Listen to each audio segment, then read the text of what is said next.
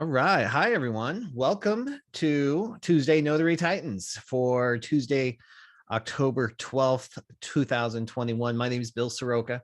I'm the author of Sign and Thrive, How to Make Six Figures as a Mobile Notary and Loan Signing Agent, and host of the Side Hustle Lounge podcast, where we talk about legitimate income opportunities, the mindset to succeed at them, and then how we celebrate success through relationships, adventure, and lifestyle design. I'm here with my co-host. I think Laura Biewer's here. Laura, are you with us? I'd be right here. All right. Hey, Laura. Hi. For those who don't know me, my name is Laura Biewer, and I am the founder of Coach Me Laura, where I coach notaries across the United States in state-specific laws and many other ways. I am also the organizer and founder of Notary Symposium, and that's an annual event put on by notaries for notaries. And the upcoming event will be November 5th and 6th, coming up in just a few weeks. So if that's something you want to know more about, a couple of options. One is you can go to the website, notarysymposium.com, or you can hear my interview on Thursday at 3 p.m. on Clubhouse. And I'll be pulling back the curtains a little bit about what we're going to be doing to have such a great time and learn new information this year. So either one. And then I have an announcement, because those of you who follow me know that every 2 weeks, I choose another state to handle state-specific laws. And drum roll, it's going to be New Jersey. And the reason I chose New Jersey for this particular upcoming class is because they just went through a boatload of new law changes, including adding 3 new acts. So, and Ron, I mean, it's just a huge rewrite for them. So there's a lot to know. As a matter of fact, new notaries are going to be required to have training. My training doesn't take care of that state required new training, but you will learn quite a bit, if not more, than what that state training will offer you. So if you're interested in joining us, it's going to be on Saturday. What date is that? It's not this Saturday, it's the next 23rd. one. The 23rd of October. It will be at 10 a.m. New Jersey time, which is 7 a.m. my time. And the link, I believe Bill has put in the chat, which is coachmelora.com/NJ. All right. So I'm excited. Yeah, that's awesome. These state-specific trainings are really what people have been craving. If you want to learn how to actually apply some of those statutes and how they're written, it's so vague sometimes. So Laura does such a great job of just walking you through that step by step. So welcome to Tuesday Notary Titans again, guys. You know how this works. Most of you know how this works, but we've got some new people on with us today as well. So this is like an old-fashioned call-in radio show, except we're on video. If you use the raise hand feature in Zoom, we'll call on you. When you're called upon, please unmute yourself. Tell us what state you're in, and then jump right into your question. We don't necessarily need a whole lot of background or the story behind it just yet. If we do, though, Laura or I will ask you for some backup information, but we want to try to get to as many questions as possible. And before we jump over to Jennifer, I just want to let everybody know. Let me get people muted here. There we go. Next week, we have another guest host, our third co-host of Tuesday Notary Titans. Many of you know him already from his YouTube channel, so the Sign and Thrive group. He has a huge presence there as well with me. Sebin Griffin out of Virginia. Many of you know him as Griff. He's going to join us and answer or be available to answer questions and show some perspective next week as well on Tuesday Notary Titans. All right, let's do this. Jen, I know your first question, but let's go ahead and unmute. Let everybody know you're in California and how we can help. Yep, I'm Jennifer. I'm in California, and I have a simple question. I'm doing my first jail notarization, and I just need some clarification on what's acceptable identification for inmates in California.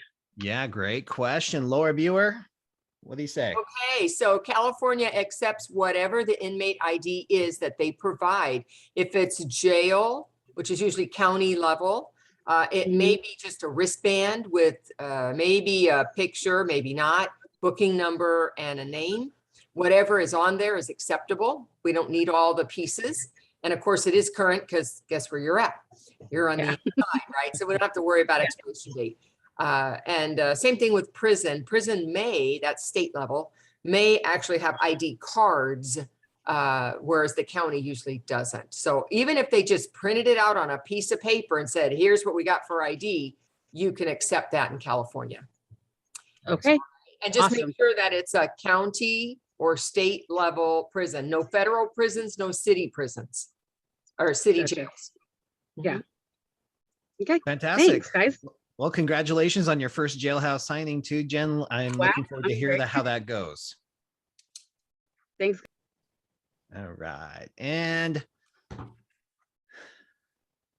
Sabella.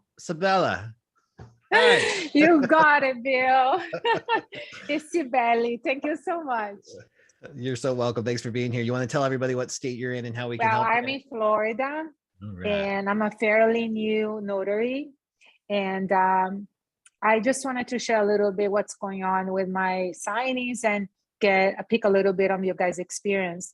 So I've been experiencing, let's say, 8 out of 10 signings, situations where or the closing statements or the ATA or ALTA statement is not what the borrower expected, and my signing goes into the wrong direction from the beginning, where you're making a bunch of phone calls if you're working with a signing company, and very rarely you get somebody to pick up the phone.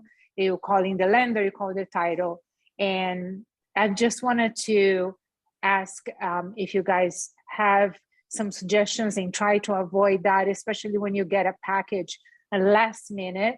And then I have a second question that will be very quickly, if you guys can share some suggestions. Yeah, I'd be happy to come back to the second question for sure.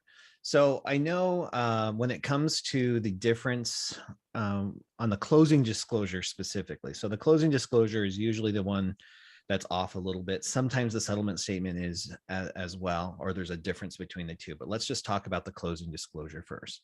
There are many notaries who have been running into this, especially lately, and I think it's just because of the sheer volume and overload that's happening. So a lot of times the notaries are being proactive. They're asking ahead of time, have you had a chance to review the closing disclosure? And just confirming ahead of time that the proper cash to close, if there is any, or those terms have been reviewed. If that's not possible, because there is some last minute signings, I'd love to hear, Laura, do you have a system in place for this type of situation? Well, I try not to take last minute signings. That's my first place there, right there, because it doesn't give me time to check things out fully. But when I call to confirm the appointment, that's when I spend some time to say, hey, by the way, have you reviewed your closing disclosure? Are you aware if you owe money or if you're getting money? Just some general questions there. Have you talked with your loan officer?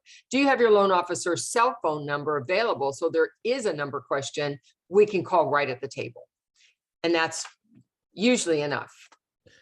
Yeah, that will usually do the trick. And then sometimes there's not. So let's look at their situation now where their settlement statement and the closing disclosure might be off a little bit. That sometimes comes up. The lender creates the closing disclosure. The closing agent or the escrow officer creates the settlement statement. So sometimes they're off. Sometimes they'll balance after the fact. That's sometimes happens. And you can navigate that conversation. These are not final. It's not a final closing disclosure. It's not a final settlement statement. So there's still room. And the way I word that is usually like, these are estimates based on what they know today, but these can change depending on the exact date that the loan closes or the insurance policies and things like that that might be affecting some of these fees in there. And that's usually enough to get you through the closing. Now, it's not all the time. Sometimes people are really sticklers for it and they really want the numbers to be right before they will sign anything, and that's their right to do so. And sometimes there's not a whole lot we can do about that except try to contact the lender or the closing agent, and it's so frustrating when you can't get a hold of them after hours. I do my best to try to facilitate the closing. I try to let people know that if they can sign the documents, send them back to title, and we can put a note on title to please hold for the borrower to reach their lender and have some questions answered so it doesn't close. That's what a closing agent does. They're supposed to be a neutral third party. So if the borrower wants the closing agent to sit tight for a little bit until they get some answers from the lender, they can request that. Isabella, was that helpful? Yeah, that was very helpful. I really appreciate all the suggestions and the questions before I go into the signing. And another thing that it's more for me, I guess, learning how to navigate people's expectations, and I'm new, is that it has happened very often that I try to set very clear, this signing may take 45 minutes to an hour or a little bit longer. I need, your full attention and all the signers present with their IDs, set all the expectations, and I get to signers home. And all crazy situations happen, like they have a soap opera showing and they are answering a phone call from number one bed and they leave the signing and go to bed to fix their bag with somebody on the phone and don't come back in 15 minutes. And 2 hours later, I'm still there trying to sign the papers and so stressed out because I also have another client. I also trying to, juggle all of those things and be assertive, but being kind and understanding. And I just incurring all those situations. Like the other day I had a signing that he didn't have a table for me. I signed the papers on the floor. And so crazy things like that you don't think that you're going to encounter. And sometimes I can't believe that I'm in those situations and I'm just trying to get out of it and do my best of my work. So you're laughing, maybe this is like just the real life and not what you learn in the book. But I just wanted to share a little bit how you guys handle all these last minute situations with people in general. Yeah, great question and a great topic. And it's interesting, Isabella, with you're brand new and you're running into all these. It took me a few years to get through all those. So that tells me something, that you're on the right path for this. The universe wants to get it all out of the way, make sure that you really want to do this. And it sounds like it might be pretty smooth sailing after this because you're really running into some weird situations. Now, when it comes to the assertive part, though, I'm going to pass over to Laura because she's really good at setting gentle boundaries with people, being assertive, and making sure that they understand that they're there to work with her at that moment. So, Laura, can you maybe elaborate a little bit on how you do that in your appointments? Well, I was worried when you said I'm going to pass it to Laura, thinking, oh man, she is all over them. Although I do say I'm pretty direct with my signers, one, during the confirmation call, just as you mentioned. And if I see that this is not a good time for them to be signing papers, I let them know, look, these are your documents. They need to be signed. But if now is not a good time, why don't we call your loan officer and see if it can be changed? Because if this isn't a good time right now, I have other appointments that I could go take care of and come back to you. If that works out between you and your loan officer. A lot of times that gets them kind of refocused on getting their documents signed. If I know it's time sensitive, meaning date sensitive, I will let them know, you know what, today's the day. This is the last day these can be signed. And I have other things, other people that also have appointments with me. So we need to take care of that. I promise you, I will work through as fast as I can for you. And once I'm done, you can go take care of whatever it is you need. If that doesn't work, I get it. But then let's reschedule the appointment. Why don't you call your loan officer? See, I just push them right back to that loan officer, and the loan officer is going to give them what for. They are not going to let them off the hook and say, oh yeah, it's no big deal. She can come back next week. That's not what they're going to be hearing from the loan officer. I assure you. So let the loan officer be the bad guy. Let him be the one that's the hatchet, right? I'm willing to work with you. I can do this or I can do that. Let's talk to your loan officer.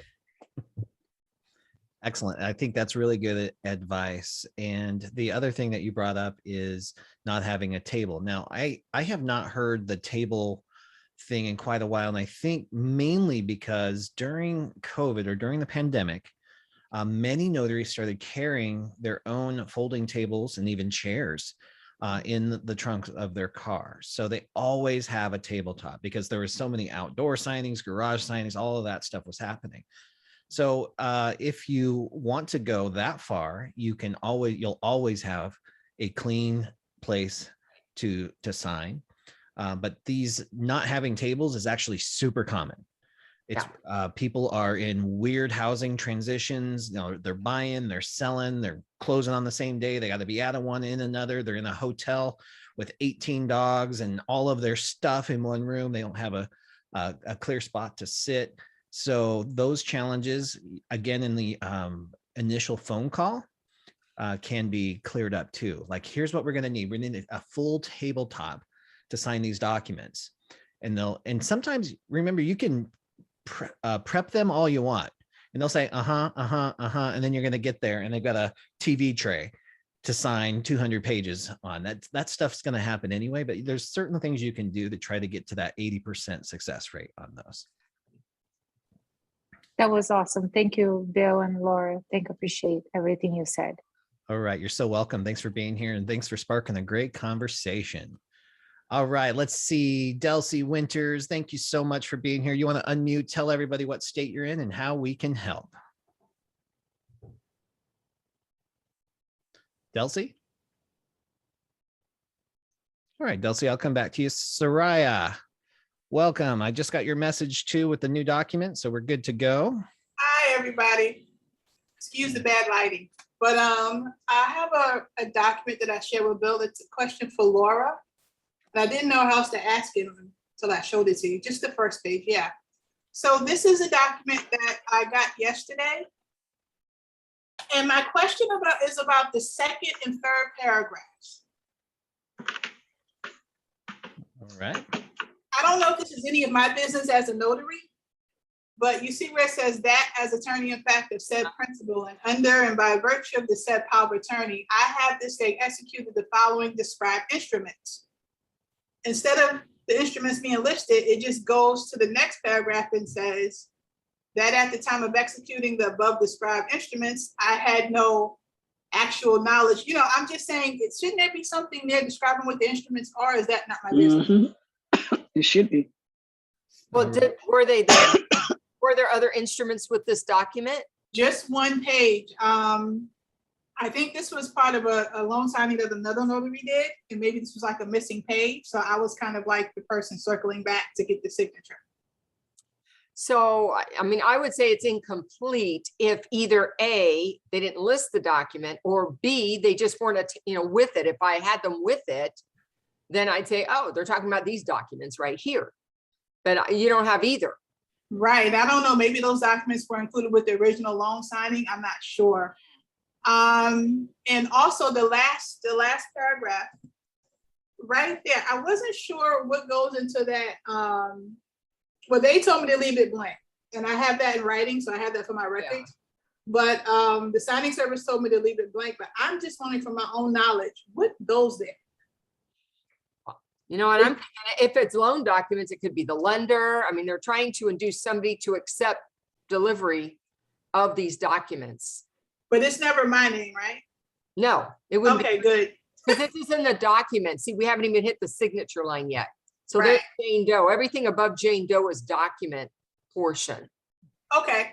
All right. And then I see you've got your notarial act after that, which, by the way, you started out with it duly sworn at the top. So I was waiting to see if it was an acknowledgement or sworn. So you just have to give an oath. And by the way, for those who want to know, sworn before me isn't necessarily a jurat, because it's not, it is not certifying that you watched a signature happen. It's only certifying that you took a promise of truthfulness, an oath. And I would record this as an oath, not a jurat. Which means if you're in California, it would be good wording, because in California, I don't have to have the box and all that other stuff. Okay. Okay. And one more unrelated question, because someone in the Ron, what was it, the event yesterday, Ron? The Ron event. Just is a crazy day. Are sex offender photo IDs okay in California? That is not an ID. If you look at your list of IDs, okay, that would not be on the list of IDs. Okay, because it never occurred to me in my studies, but someone brought it up yesterday. Okay, thank you. Okay. That's it. So everybody in California know that there's a list in your handbook, and if you don't see it on the list, it's easy. No. The answer is no. Thank you. Thank you, Bill. My pleasure. Thanks for sending that over. And just to reiterate, because I see a couple of questions in the chat, Laura, in California, when it's simply an oath, they do not need the California disclosure box. Yeah, that disclosure box, if you read it, it's about identification of the signer, that's what I do. And we only need the disclosure box when we are certifying somebody's signature, which is in the acknowledgement, the jurat, and the proof of execution. And so the oath is not saying anything except this guy swore to me this information was true. Nothing else. That's all that certification says. Learn something new every day. Delcy, I see that you found the mute button. Welcome. What state are you in, and how can we help? Thank you. Hi, everyone. I'm in New York. Quick question in regard to dates. I noticed that some packages, they have the dates pre-printed and others they don't. So I was wondering if there's any instance where they don't have the date pre-printed, if I could print them in, because sometimes I have signers who have like trouble writing.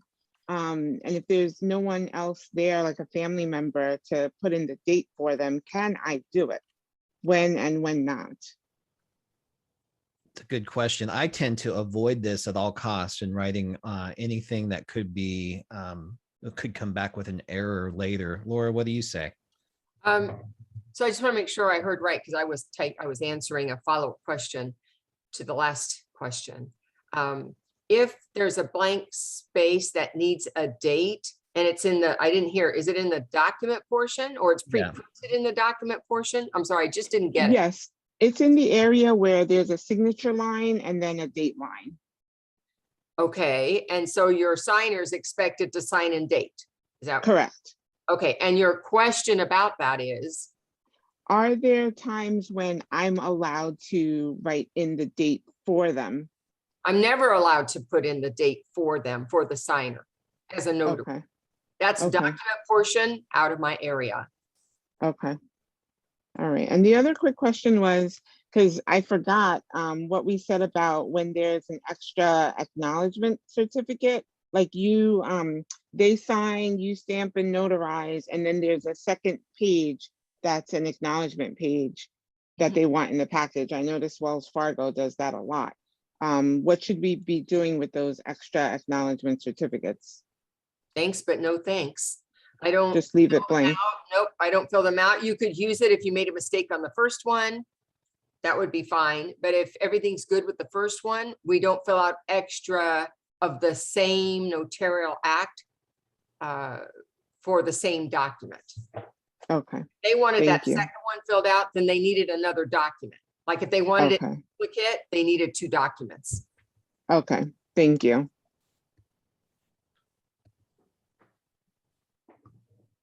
Laura? Yes. Just so you know, I'm having some weird flashy tech things. So if I disappear, I'll pop back in on the different computer. Very good. What I just wanted to follow up on Delcy as well. One thing that I like to do, like if I run across what appears to be an extra notarial certificate, it makes me at least stop and pause and think, what's going on here? So, because sometimes there are documents where there might be a jurat on one page and they actually want a jurat and an acknowledgement on the same document, and it might just be rollover. So just stop and pause, like what's going on here? Or there's a document missing sometimes. And I have found where like page 1 is missing and the only thing that came through was the acknowledgement. So it could be an opportunity to say, to be a hero to a transaction. Sometimes it'll say page 2 on the acknowledgement. So you know something's missing. So just stop and pause. I know we really get into never, ever, ever notarize a random certificate, but at least stop and pause and think it through for a minute to make sure there's not something else happening. All right. It looks like Bill, can I get clarification on something? This is Henry from New York. Yeah, Henry. Sure. All right. On the question she asked about the deed not being dated, I see a lot of warranty deeds, and like the first line of the warranty deed is a blank space for a date. And a lot of times I get them, there's no date there. If this is in the body of the warranty deed, are we saying that that date should be there already, or are we taking a chance of filling in that date while we do this document? Well, we never fill in that document. That was the whole point of that question, is as the notary, while you want to make sure the document's complete, it's not your job to actually write that date in there. That's the signer's responsibility, or the who's ever getting the document back or provided the document. Okay, thank you. You bet. All right, Laura, you're going to have to take over. Okay. Let me, I'll be right back. hold on here. I need to get the participants list so I see who's next. So Delcy is done. And is it Otley Holmes? I'm going to ask you to unmute. Yes. Hi, Okay. Laura. I'm from Arizona. I got a question, and I'm just really confused. I'm fairly new with the notary, and I've been looking into the RON platforms. And I know Arizona is fairly new to legalizing the use of RONs, but I even called the NNA twice, and I got 2 different answers. And the question is this: some of the platforms say, well, you as the notary can charge the person. But when I look at it that way, if I can only charge $10, how the heck am I going to charge somebody more than 10? Like one platform I looked at, and just for a single page document, the charge would have been $11.30. I'm saying, well, I'm not losing $1.30 every time I do a document. I cannot find, and I went on the Bill's Facebook group, the Side Hustle, and I'm not the only one that's confused behind the use of RON and the charging. Right. Well, the thing is this: you're not going to make any money doing RON in Arizona because they're not giving you any technology fee. It's $10. That's it. Yeah. That's it. Okay. So there's your answer. You're not ready for RON in Arizona unless you're willing to do it really cheap, because $10 is all you're going to be able to charge. Gotcha. Now, what happens if the platform charges and you know, if we got to work under a platform and they do the charging, and then my cut would only be the $10 per stamp, right? In the Notarial Act. If they give you that cut, I don't know that they'll give you the full $10. Okay.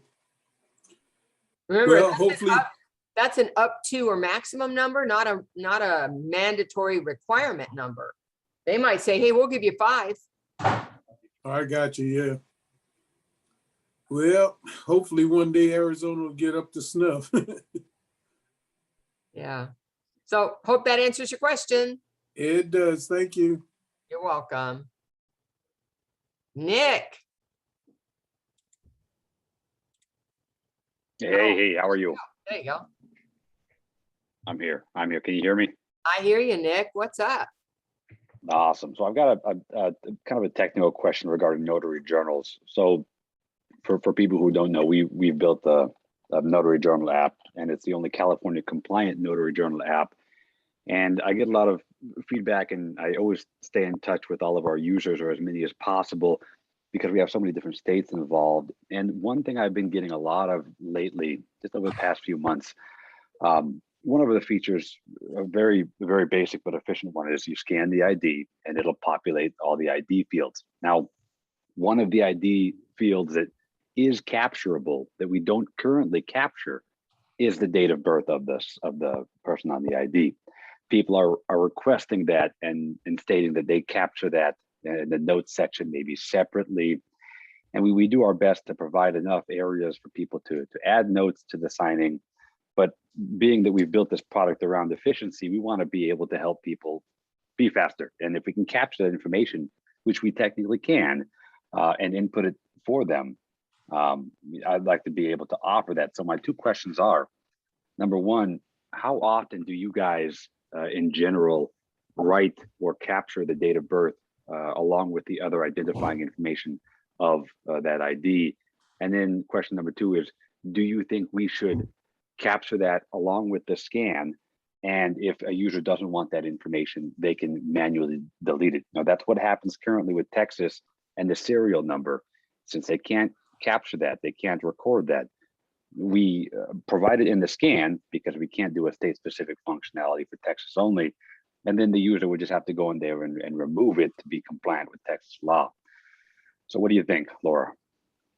Well, okay, I can't speak for all of America, but what I will say is that there are states that are not allowed to be collecting that, just like Texas can't collect a serial number. That is personal identifying information that's not required for us to be collecting and in the first place. And then there are states that say don't do it. I'm not understanding. I don't happen to collect the date of birth. I don't understand why that's necessary with all the other information we're collecting. But if you feel you want to hold that in your journal, certainly you could put it in the notes section. To automatically collect it, and then I've got to remember I got to take it back out, either because my state doesn't allow it or because I don't want to hold additional personal information than I already have to hold, is a burden, probably for more than it would be for those who happen to want to collect it. That would just be my opinion. Yeah. And people in the chat, if you're in the chat, you can go ahead and put your opinion. Mine's not the only one. Please, actually, that would be great. Yeah, I need that feedback. To see that. So I wouldn't want it, because then that's another step for me to go back and take it out. I only want to collect what my state is requiring me to collect, because I already have, the responsibility of protecting that information. And I just don't want more information than what I need to collect to protect. Ditto. Hey, he's back. I'm back. Hey, Nick, great to see you on. Did you have a second question on that too? No, did you catch the question about the date of birth capture? Yeah, I sure did. Right. So I told him I thought about that, and then I told him that I wouldn't add it because there's places that don't. Could you catch that person? Yeah, I'm after. There are states that don't allow for it. Yeah, and that's kind of where we stand. I'm always iffy on, of course, less is more when it comes to capturing personal information. But I have had adamant users saying, "Hey, why this is a no-brainer? Why don't we capture that DOB?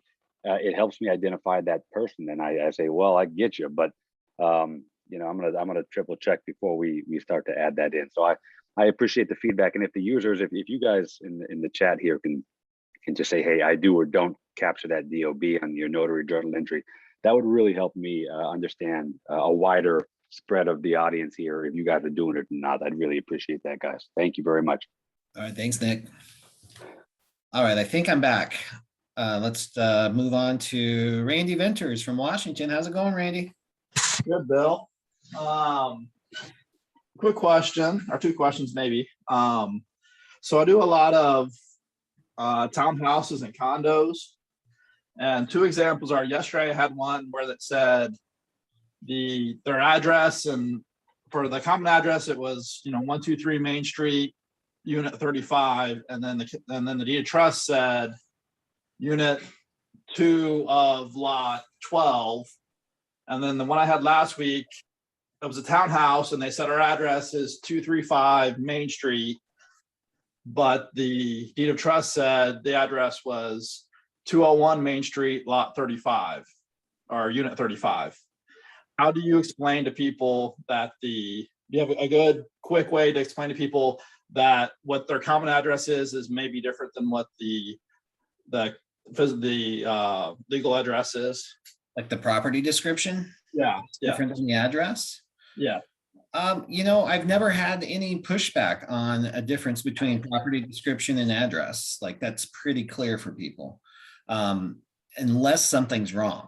Like if there's clearly an address, and these do happen on deeds of trust, even recorded deeds of trust sometimes have wrong addresses sometimes. So that's what I would just clarify. But I've never had a problem. Laura, what about you? I've not ever had a problem either, other than it's a totally wrong address. That's an obvious thing, but not this thing with the unit numbers or no. Okay, so the one I had last week was a refinance. Am I out of place to say, we couldn't have, of course it was 7 o'clock at night, you couldn't get a hold of anybody. Am I out of place to say, well, can you go with the original deed of trust? Let's look at your original deed of trust from when you bought the house. And then that matched what was on the paperwork for the refinance. I guess I'm not sure why. I mean, are you saying that the signer is pointing it out and the signer is concerned about it and the signer's driving this conversation rather than you? Yeah, so the one I had last week it was a townhouse, and instead of being, 123 Main Street number 4, every townhouse had an individual house number. Right. So they said, no, our address is 235 Main Street. And when I called to confirm the appointment to start with, and I didn't catch it when I said that, I said, oh, we're meeting at 235 Main Street. And they said, oh no, I said, we're meeting at 201 Main Street. And they said, no, our address is 235. And I just took that as it was an investment property for them. And then when I got there and we're going through the paperwork, they said, this paperwork is wrong. Our address is 235 Main Street. And then all the paperwork said 201 Main Street, Unit 35. So what it was a very large farmland that they took a very large lot of land and they split it up into individual units. Instead of splitting that lot up into 50 lots, sure, renumbered them as units. That happens all the time, but usually I guess the homeowner is a little more in the loop on this kind of stuff. Sure. So I guess, Randy, again, this is one of those weird situations that I wouldn't build an entire company policy on, because this is just weird and random. So it usually doesn't happen that way. Okay. But in answer to your question, if the way you handled it was great, that was outside the box, being resourceful, like, hey, let's compare it to your previous deed of trust. I think that was a great workaround. So I don't think you're out of line saying that. You can just say, hey, it looks like this lines up with what was last time. And if that puts them at ease, great. And they can still follow up with their lender the next day. Okay, thank you. You got it. Bizarre situations. I love these. Gia, Kenyatta, how are you? You want to unmute? Tell everybody what state you're in and how we can help. Hi, all. Hope everything is well. Happy Tuesday. I'm in California, Los Angeles County. And I am getting started with signing up for signing companies. And I am having a lot of problems just loading everything on the platform. The background check and the NNA certification, that link that the NNA sends you to put on there. The one that I did yesterday, signing order, I entered my information 4 times and saved it, and then it deleted 4 times. And so now it's not updated. So the part 2 to that question is, how long is it supposed to take me to sign up for these signing companies? Because it seems like it's taking some of them like an hour and a half. So I'm never going to get to 100 at this pace. So I just need some advice. Yeah, great question. So I think there could be weird technical things going on. I mean, signing order is pretty cut and dry. So unless they're having some problems, and maybe people in the chat can maybe attest. Clear your cache. Clear your cache. Kristen says clear your cache. Clear my cache. Okay, I'll do that. So maybe that could help too. Yeah, it could be your system, a local system. It could be theirs. But also to get into the the efficiency of this, like I'm sure, well, I don't know if you have or not, but have everything that you need, because they're all going to ask for the same information, right? Have that in a file that's real easy for you to access and load. Some of them may take a little longer. Some of them are harder to find than others. Like it's not obvious on their website. You've got to dig around a little bit. Even if you've got a great list, you've got to dig around and find how to actually get on their vendor list. So it can take some time. And I'm telling you, Gia, this is the most tedious part of your business, is this part, signing up with the signing company's blat, and it is absolutely worth it. Okay, thank you for that. Thank you, everybody, for your comment. Appreciate it. You're so welcome. Kristen, thanks for jumping in on that too. Laura, did you have something you wanted to add in on that? I want to say that sometimes the browser affects it as well, and I've had to use a different browser. Oh, okay, thank you for that as well. Thank you. In particular, Safari, I think, struggles with a lot of these platforms. Safari, just like Chrome or Firefox. Those are the two that seem to work the best. Yeah. Okay, thank you. You got it. All right, Kristen, it's great to see you. I was just thinking about you. I was driving through Benbow, California last week, and I was like, Benbow Lake? Kristen? That's funny. Yeah, there's a Benbow Lake in California. I have yet to see it. Yeah, I've been gone for a while because I've been so slammed at my day job. And I've also been just laser focused on getting my website up. And I was hoping everybody could just go poke around and poke some holes in it, point out some mistakes or stuff that I might be missing, or whatever opinion you have, I'll take it. Awesome. What's the website address? What is it? It is mobilenotarykristen.com. And it's KRISTIN. And I don't know where you would give me your opinion, but there is a contact form there, or you can email me kbenbow1277@gmail. Yeah, so that's great. We'll type it into the chat window here too. I love that you're doing this for a couple different reasons, Kristen, because I'm driving traffic to my website. well played. But more than that, shame. it gives you, it will give you really good feedback from people who absolutely know what they're doing and have some good advice for you. But then I bet there's 30% of the people who are on this call thinking, I have no idea what to put on my website. If they have one at all, they're probably questioning what it should look like. So this is really good time to maybe take a look and see either what to do or what not to do. I haven't seen it yet, Kristen, but if we have time at the end of the call, because we only have a few more hands, I'll bring it up and maybe we'll do a site review. Cool, thanks. All right, thank you. All right, Janae, thank you so much for being here. You want to unmute, tell everybody what state you're in and how we can help. Hi, Bill. Hi, Laura. Thanks for having me. I am in Florida, and I have a question. I have, this is something that happens often, is issues with the names. And I've been under the impression that the name needs to match the documents. For example, the issue I had today with the closing was the middle initial. The wife had changed her driver's license recently and took off her middle initial because she doesn't use it. So it would technically not be her legal name. And so I always, in these situations, I always go for the credible witness. Credible witness is ID because she had no other ID that had that initial. Her ID only had first and last, but no middle initial. So that's something that I always do. I use the credible witness form. When I contacted the signing service or with about the title company, because sometimes I'm also alerting the lender, the title company. And like you said earlier, you become like the hero in the situation because they're like, they didn't recognize it and they have to change the whole package. But in this situation, title is like, no, it's fine. And I was like, okay, it's great for you, but for me, I still need the credible witnesses. And I just wanted to kind of get your feedback on that. I did call the NNA.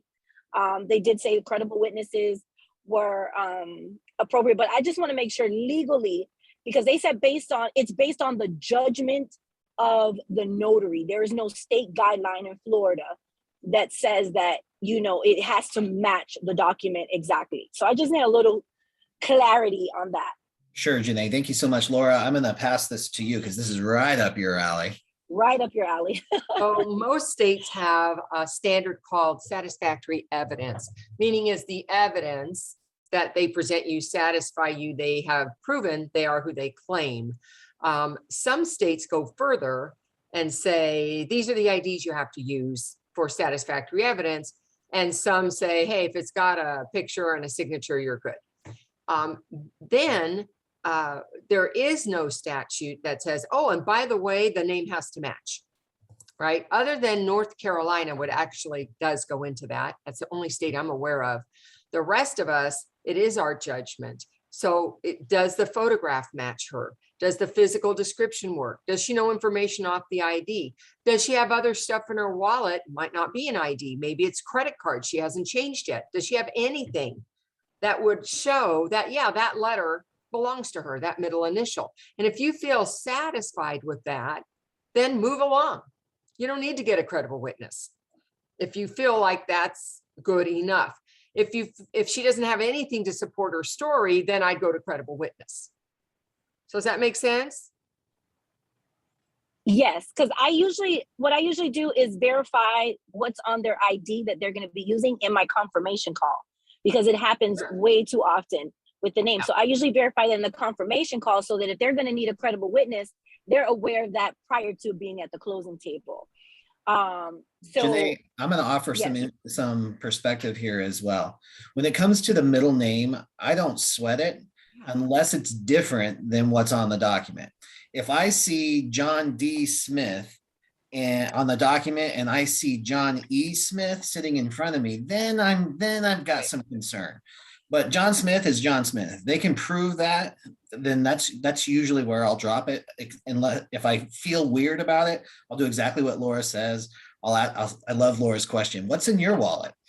Show me what's in there that kind of verifies this. But I don't require, for my own personal satisfaction, that they have that ID has to have that middle name, because some people don't include it in their state IDs. Oh, it's good. I also want to add that what we use as state IDs were not designed to be IDs. They were designed to be a license to drive a car, right? So they were not established that this is the name you're going to have to go with for legally representing who you are. That ID was meant to show you have the right to drive a car. And then over time, it became a standard use to be an ID. And of course, now we call it the real ID. In any state. So I just want you to realize that a lot of people will put their given name on a card on their ID and then not use it that way. Or they will leave out their middle name. There's lots of variations that people do because they're not thinking about how that card may be used beyond the fact that you drive a car. Was that helpful, Janae?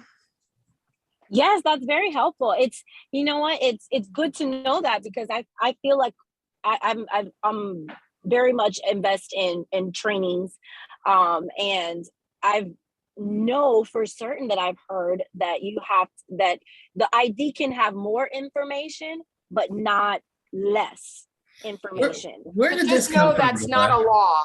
I'm sorry, Bill. Just know that is not a law. That has just been around for 50 years. And it was some guidance that the NNA came up with 50 years ago to help new notaries have some kind of framework to start with, because how much variation is allowed, right? And they don't even know where to start. So the NNA put out there that phrase to give some guidance. They never meant for it to be the law. It is not the law. Oh, got it. What a great question. I know that's in a lot of people's heads, Janae. I'm so glad that you brought that to us. Yes, I mean, I have name issues constantly with documents, and so now that helps tremendously. Thank you all so much. You're so welcome. And I just want to clarify, because Tracy asked it in the chat as well. We're talking about middle names here. We're not talking about first names. We're not talking about last names. And we are certainly not talking about those suffixes. If there's a junior on the document, there has got to be a junior on the ID. There's no getting around it. It's got to be that way. That's a very common form of fraud. Dads stealing from sons, sons stealing from dads. Sad, but it happens every day. All right, let's go. Well, Bill, tag teaming on the junior. The junior, if it has the suffix, you can still do the credible witness, correct? If it doesn't have, if their ID doesn't say junior or senior. Absolutely. You can. It's Okay. a form. If credible witness is acceptable in your state, then it's acceptable to use it. Yeah. Okay. All right. Thank you. All right, Janae, thank you. All right, Casey Sutton, thank you for being here. You want to unmute, tell everybody what state you're in and how we can help. Hello. Hi. It's good to be back. I've been incognito for quite a while. Well, welcome back. I am. Yeah, I've been working on a couple of side hustles. One, wedding officiant, and pretty soon I'll have a mobile bridal boutique. Oh, cool. All right. Between doing that and the notaries, just seemed like everything just completely stopped. I mean, just went dead. I'm in Sacramento, California. So, and over the past year, there has been a slew of new notaries. And so, and I'm like, did I do something wrong, or is my prices too high? Should I adjust that again? And I feel like I'm starting over as a newbie. And even signing up with over 100 signing services, signing websites, it's still like, it's not enough. And I'm like, so what do I do now? Because the loan signings was actually helping me fund, my 2 side hustles. So now that just kind of feel like it just dried up. I'm like, okay, what do you do now? How long has it been slow for you? Oh, 3-4 months. Okay. That is unusual because it's been a pretty strong 3 months. So there's a couple of things here. So I think there could be lots of different factors here, but there's probably other people who are in your situation. So I'll kind of talk in generalities here, Casey, and then you take what you think could work for you. And then Laura, I'd love to hear your perspective on this too. So the first thing is, it's not always enough just to sign up for the signing companies. This is the relationship component of this, and it takes a lot of effort. It takes so much effort that most people don't do it, Casey. Most people just want to sign up and they want their phone to start ringing and dinging. It's that follow-up, checking in with the schedulers, keeping you on their radar. There is evidence of this every day that I see where people call in and they just happen to catch the scheduler at the right time. Suddenly they have 6 appointments the next week, or they've got an appointment that evening. That squeaky wheel policy, really, it's a cliche that works, a stereotype that actually works in this business. Cultivate those relationships. At some point, you're not going to have to do that with 100 companies, right? The idea is that you're going to have a wide breadth of companies to choose from, and then you're going to find 3, 4, 5 that love working with you and that you love working with them as well. So recultivate that. In a lot of ways, you might be starting over from scratch, and there's nothing wrong with that. I have quit this business or flopped at this business so many times in the beginning because I didn't honor relationships. When it was good, it was good. The getting was good. And then I was out doing my own thing. I had multiple side hustles. I was building my stuff on the side. And then the phone would stop ringing because interest rates went up or the market shifted or somebody moved in to my territory or whatever it was, right? But I had to scrape up again until I learned that this business is all cultivating relationships. And this is what we mean when we talk about working on your business versus in your business. Mm-hmm. In your business is doing the stuff that's making money right now, but on your business is cultivating relationships for the future. And every single one of these relationships that you're going to be building, whether it's with the signers, the signing companies, the escrow direct, all of this is going to help your current business too, your wedding officiant, the mobile bridal van, which I love that concept, by the way. So that's where I would start at. And then I think everybody should be embracing general notary work, especially in California, Casey. You guys have so much opportunity. And it's like Laura says, nothing general about it at all. It is specialty in these niches.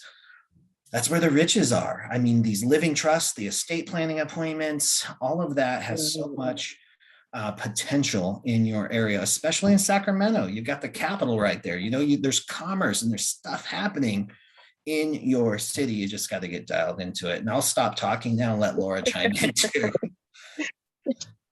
Laura, what do you say? Just where you were at the end, which is, you know, identify other things other than loan signings. That's not the only way to make money performing notarizations.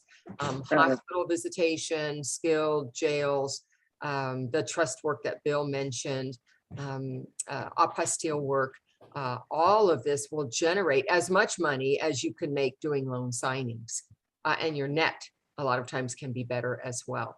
So sometimes I think hanging on to something that's just not generating what you need it to generate might mean you need to add some other things. Or as Bill said, it needs more attention and focus, or it's just going to wither away and die. That's exactly how it feels. Like it's withering away and dying. I was like, but I enjoy meeting the other people. I enjoy being out there and hearing their stories. And I was like, I can't quit because this is what I enjoy doing. Yeah. So I guess I shouldn't feel bad for, I guess, bugging people. You know how kids be saying, "Mom, mom, mom, mom." And that's how I feel. Like I hope they don't get irritated with me because I'm acknowledging them and, you know, reaching out to them. But well, I'll tell you, it's there's nothing wrong with that, but at some point you've got to get the cookie, right? Right. Hold on, let me get user muted out. User's iPhone, can you mute yourself, please? User's iPhone, thank you, please. So Casey, the other thing I wanted to, okay, so you eventually got to get the cookie. If they're not giving you the cookie, they either don't have it, they're not interested, whatever it is. You got to blaze your own trail on this. And you kind of preface this in the very beginning with this onslaught of new notaries that have come into the industry. And while that's true, the cream always rises to the top. And I cannot believe the opportunity that still exists. There's still escrow officers that have never been called on by a notary, that these new notaries who are hungry or just don't know any better are knocking on doors and they're building relationships with them because nobody else has done it. So these opportunities exist everywhere. But all of us should be thinking about the future right now, right? The market is going to shift. We know that is going to happen. It always does happen. So we can't pretend like it's not going to. We've got to lay the foundation for that right now. And that's where general notary work, these additional revenue streams, now's the time to start doing it. Search engine optimization. The best time to start your SEO was this time last year. The second best time is today. You've got to be, your clients, your potential clients have to be able to find you when they need you, because they only need a notary when they need a notary. So you've got to start that now. If you wait for interest rates to go up, if you wait for the housing market to shift, guess what? It's still possible that you're going to be working way harder than you need to. Right now, we're giving you all the information you need. You can build a sustainable business that's going to last forever if you start building it now. Casey, thank you so much for bringing that up. Thank you. As we have 2 more minutes, ePhone, you are next, or iPhone. I'm just returning back to you guys. I want to go back and start a business up in Alaska. And so I want to go back and find where I can get the certification and begin a new career. Awesome, welcome. There's another person who's in line ahead of you with iPhone. So Dixie, if you would like to hit me up, just shoot me a text message and maybe we can set up a call and I'll be happy to have that conversation with you. Are you on LinkedIn? I am, of course. Okay, yeah. I will connect you with that way. Yeah, sounds great. Thank you. Looking forward to it. Thanks. All right, bye-bye. Thank you. All right, there is a person, I can see you, hi, with glasses. Your name is iPhone, that's you. unmute. It's your turn. That's you're on mute. Yeah, so we can't hear you. Here, I'll ask to unmute. You'll be our last question today. Okay. Wow, I'm iPhone. Wonderful. I'm new. I'm new. It's been a little less than a year, but I haven't gotten like just a very few signings. I can count on one hand. So what my question is when I look up companies, I would like to go a little bit more local than national. And when I look them up, Google them, I'm not really finding any. So I'm wondering, what do I do or how do I find them? So first of all, tell me what your name is and what state you're in. Oh, I'm sorry. My name is Alicia and I'm in Oklahoma. Thank you so much, Alicia. I appreciate it. So the first thing I'll say is, so if you're choosing the business model where you're going to be signing with signing companies, forget local. It's great when you find them, but in Oklahoma, I'm willing to bet you're going to have pretty slim pickings. So yes. go national. Slim all the way around. So go national. We all do it. And that's a common error whenever you're first coming in, because you're thinking, oh, they're going to have local signings for you. But that's sometimes how it works and sometimes how it's not. Even the ones that are based in Oklahoma probably have clients all over the country. So get yourself dialed in to Carrie Rivera's notaryreviews.org. She's got that list of over 900 signing companies that you can have access to. And then they're star rated from 1 star, which you would avoid, all the way up to the 5 stars, which everybody loves working with. So start with the 4 stars. Even some of the 3-star companies are good. They just take a little longer to pay. And then start signing up. Get yourself up to 100. In Oklahoma, you might even go up to 200. Because here's the rule. You go until you get the results that you want. If your phone's not ringing and dinging at 100, keep increasing. It's a matter of finding, like I said, for Casey too, is finding those 4 or 5 companies that have the volume to support you and that love working with you and you love working with them. Then you find them, that get your phone ringing and dinging. When you're ready to go escrow direct and start cultivating those kinds of relationships, that's when you start thinking local. That's when you start networking. You can start that networking now. And looking up local escrow officers, real estate companies, lenders that have a presence around you, and use local closing agents. Okay. Next question I have, it's really quick. My son is a notary also, but he had some medical issues and now he's homebound because of it. So my question is, since he can't continue, I kind of piggybacked on his education with LSS. I have found that it's a great for rah-rah shish kumbah kind of cheerleading, but I need something more substantial. My brain just doesn't retain as much anymore. Sure. So what would you suggest? Would you suggest Carol's?